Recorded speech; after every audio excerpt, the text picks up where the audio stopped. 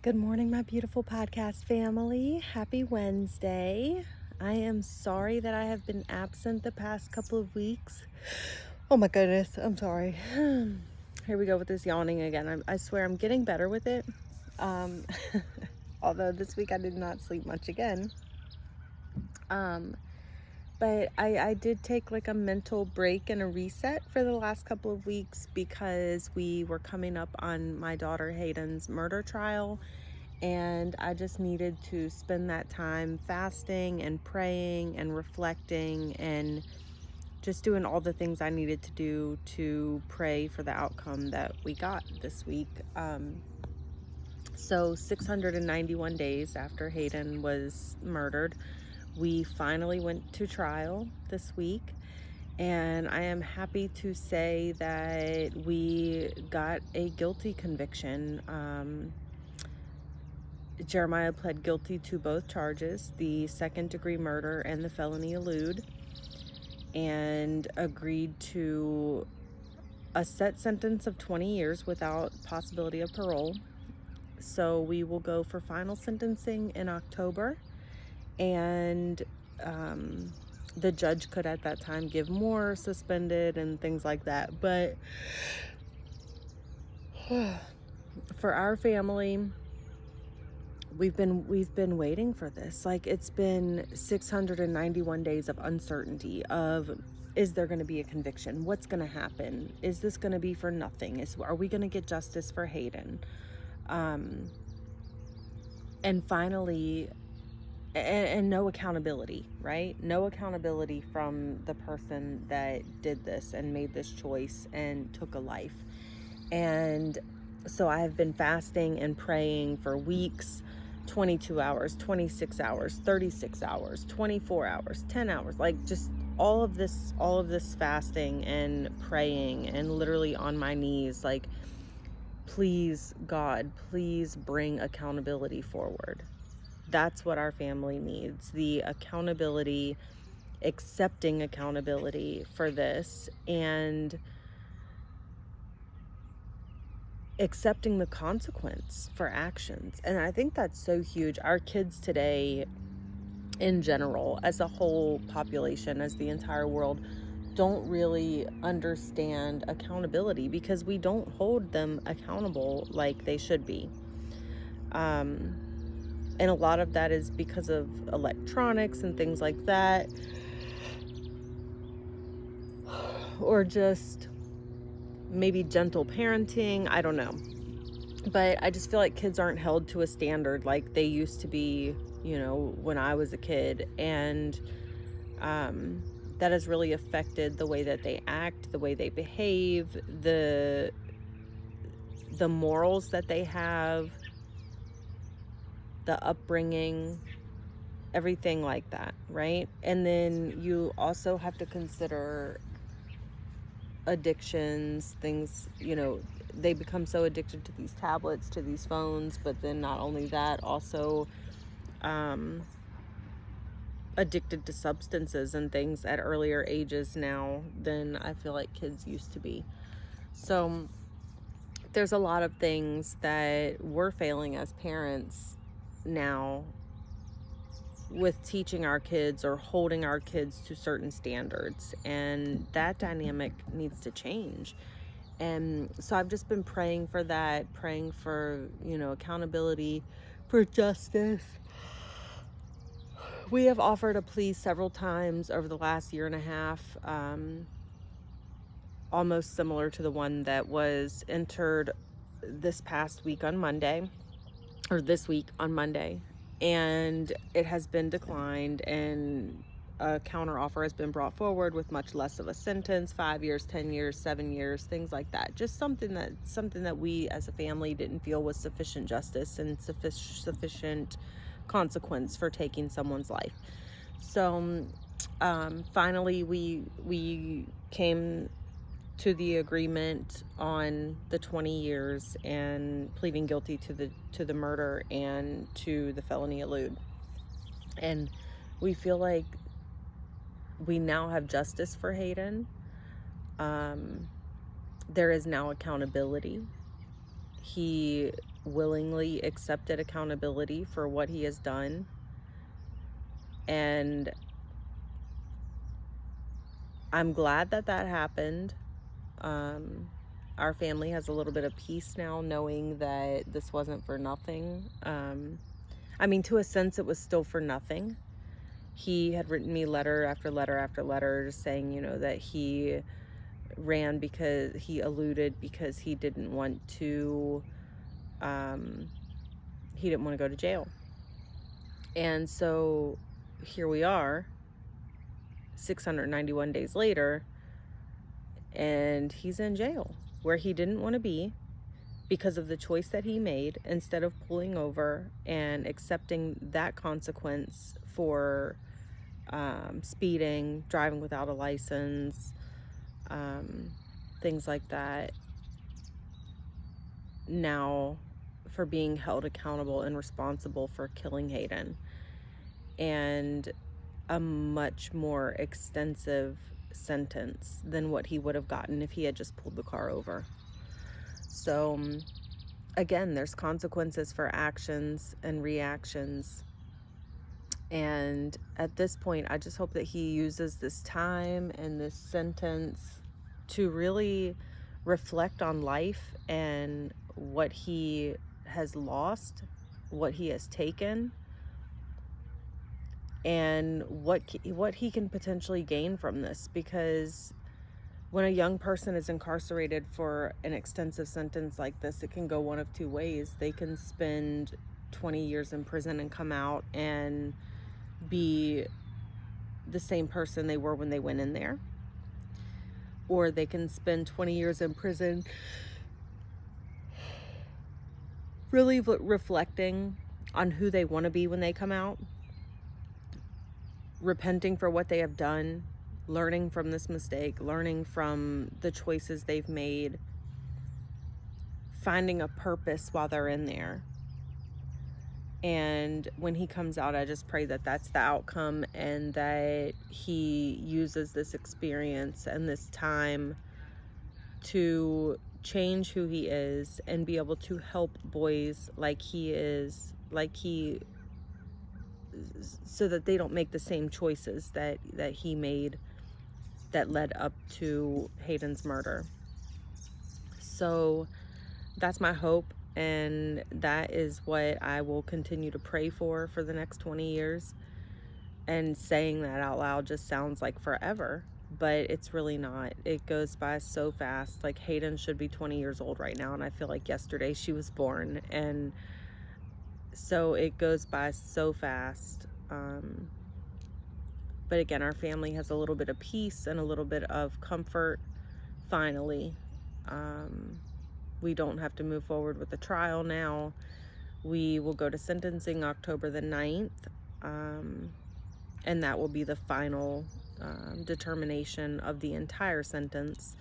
We know it will be 20, but possibly additional probation or something like that. So just continue to pray for us, and continue to pray for our family, and continue to pray for all of the lost souls in this world, because there are so many, and we all know that. We look around every day, there are missing people. I get these missing Children of America updates, and over the last 4 days, there's literally been like 17 children missing in the United States. Like, that is insane. These kids, are they running away? Are they being abducted? Are they, like, what is going on that our world is in such shambles right now? It's lack of morals, lack of beliefs, and the lack of compassion. And I try to instill that in my kids and just tell them, like, we had an incident last night at home where they had a little friend over, and they were all having little attitudes. And after that, you know, after the friend went home and things, we had a conversation about how we treat people and how we would feel if we were treated that way, right? So always being kind, not to let jealousy take over, not to let other people control who we want to be friends with or have relationships with, because nobody that truly, no friend that truly loves you is going to tell you that you can't be friends with someone else because they don't want to be friends with them.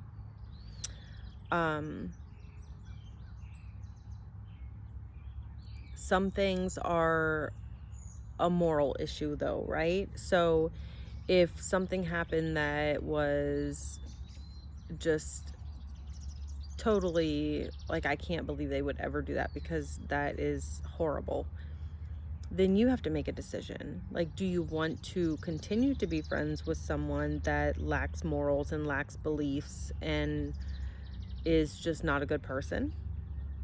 Probably not. And then it's okay to walk away from someone, but it's never, but you make that determination for yourself, right? It's never okay to allow someone to control your relationships or who you want to be friends with. And sometimes you're going to have family and friends that are looking out for you, much like a lot of us did with HAIDAN, like trying to tell her, you know, this is not a healthy relationship. You need to leave this relationship. You know, somebody's going to get hurt. You've just got to cut your losses. And they don't want to listen because they are a victim. They are scared of being alone for it could be various reasons. Could be PTSD, could be just from PTSD, could be from prior relationships, could be from family dynamic, could be from a ton of different things, right? And so oftentimes we find that even though we love someone and we're trying to give them advice on or input on why they should leave this relationship, they still stay there. And a lot of times you see that mostly in domestic violence relationships, where you try to convince someone to leave and they just don't. And again, that is that's not in our control, and that is not us trying to force that person or give them an ultimatum like, if you continue to stay in that relationship, I'm not going to associate with you anymore. We're not going to do that, right? Because we love these people, and we're just going to tell them, like, I love you and I support you, but I'm scared for you. Like, there is a major concern here for your life. So that's totally different than like being in elementary school or middle school and somebody saying, oh, I don't like her, you can't be friends with her. No. My kids will know they can be friends with whoever they want. And if somebody else that they're friends with has a problem with that, they're not really your friend.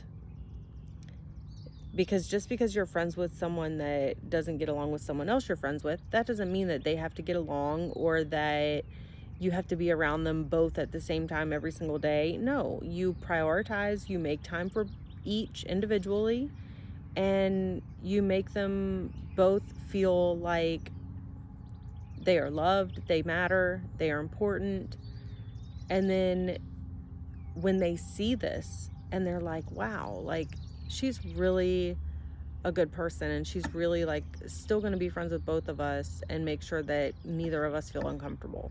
And then they might want to have that conversation with each other saying, hey, like, you know, she wants to be our friend and this and that, so maybe we can just figure out a way to get along and coexist and be friends.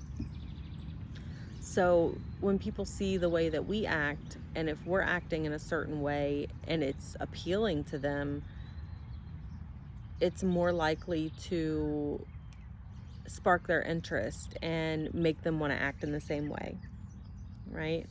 So just be a good person, have good morals, love people. We do not have enough compassion in this world today. You get on Facebook every day and you see these people like dogging each other out, like going off on each other. Everything is complaining. And you just sit back and you're like, gosh, like, there's never anything happy on here. So try that this week. I want you all to try that this week. Try, instead of finding the negative in everything, to find something that's positive. Like, yeah, this situation might be bad. This situation might be something that I never thought I would go through in my whole life. But what is something that's still good right now? What is something I can still be thankful for? And if there's, like, I never engage on any political posts, anything on social media, anytime, any type of controversial things, because I've seen that ruin relationships too on Facebook and stuff, and all through social media, all because of opinions. And for me, like, it's not worth it. Why are you gonna comment on something and then it's gonna turn into this whole big blown out argument, and everybody's gonna look like a fool? Everybody's gonna look like they're crazy, and you're gonna have some people that agree with you, some people that don't. But it's literally just 585 comments of people arguing with each other and just being hateful and mean and nasty. That's what we need to stop. Just be a good human. Try to be understanding and make good choices on how you treat people and how you treat yourself and how you act, because everybody's watching nowadays. Like, that's just how it is because of social media and all these platforms. Everything you do, someone's watching. And I tell my kids that, like, if you can't go out in the middle of the street and do it, you shouldn't be doing it at all. That's just it. So make good choices.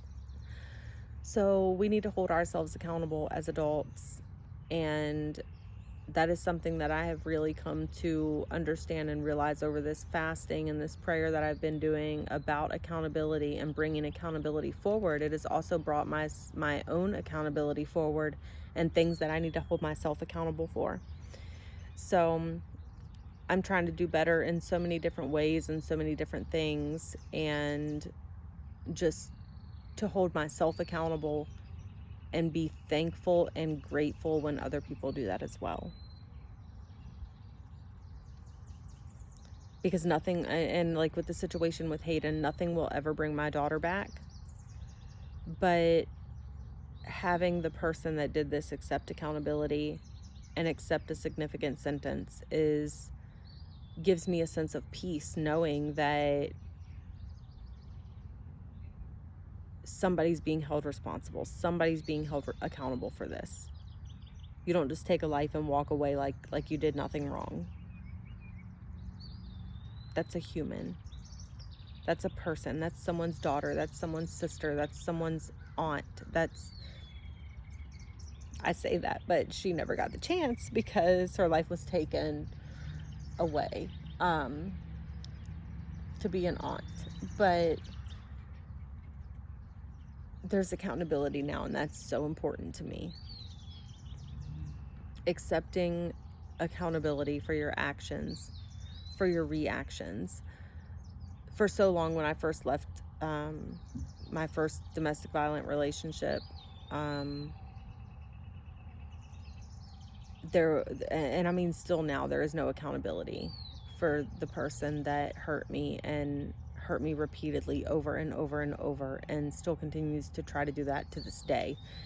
And when I left my marriage, it was a little different. I still suffered from PTSD from that first relationship when I was in my marriage. So some of the things that happened in that marriage were a result of my actions and my PTSD, and I wasn't holding myself as accountable as I needed to until the last year or so, when I really started to heal and understand how our actions and reactions and PTSD and past trauma and things can affect us as adults. So I've been really doing some work on myself, and it's hard and it's uncomfortable, but it's so worth it in the end. So this week, get out your journals, write down some things that you should hold yourself accountable for now, currently, and in the past. Like, what are some things that you have done or have happened that you need to accept accountability for your part of that? and start to heal, because healed people help people. Hurt people hurt people. So let's do that this week and all hold ourselves accountable in honor of this week and this trial and my prayers of finally getting accountability. And let's just all do that and hold ourselves accountable. Thank you guys so much for listening to me today and being here with me. I have slept better the last couple of nights. Just it felt like there was a huge weight lifted off of us. If you have a story you want to share with me, please feel free to reach out to me at podcastpocketfulofsunshine@gmail.com. I have a new Printify shop with some nice inspirational little merchandise on there. All of those proceeds will go towards scholarships for next year for the Laurel Center. Women that have experienced domestic violence to be able to get certificates or go to a trade school or even a 2 to 4 year college, anything that will help them understand that they're not in this alone.